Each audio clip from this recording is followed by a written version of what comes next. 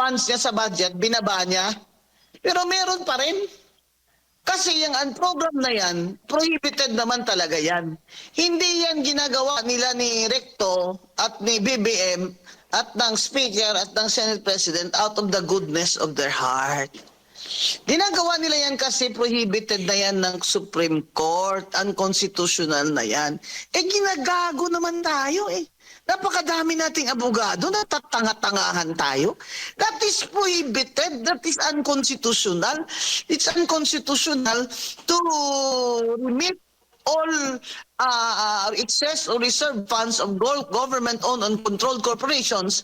Yan ang ginagamit noon ni BBM for 3 years bilang pundo ng kanyang unprogrammed funds kung saan ang unprogrammed funds, presidente lamang ang makaka-release niyan. Kaya BBM, wag mo na kaming gawing tanga kagaya mo.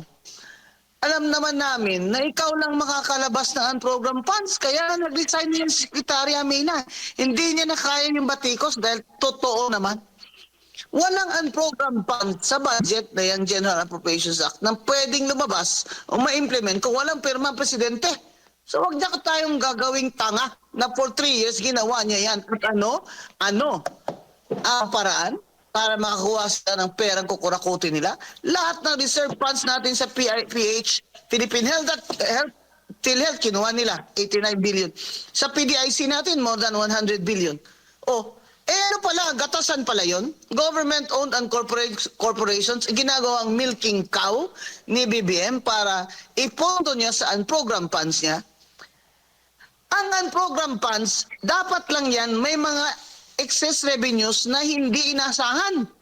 I-replay niyo yung mga interview ni Secretary Recto. Lumabas din yun sa kanya dahil alam niya naman hindi tayo tanga.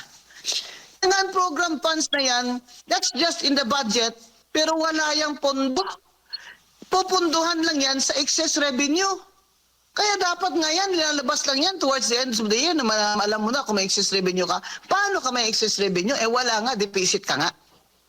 Opo. Deficit na itong gobyerno niya. Kaya siya nangungutang every year. 1.6 trillion pa ang babayarin na utang this year. 6.7 ang trillion ang budget natin. Saan nila kukunin yun? Sa taxes natin.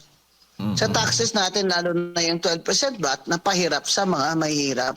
Opo. Yan ang mga kababayan. Ito, bagong taon nito, nagmamalinis si BBM at si Recto. Huwag kayong maniniwala dyan.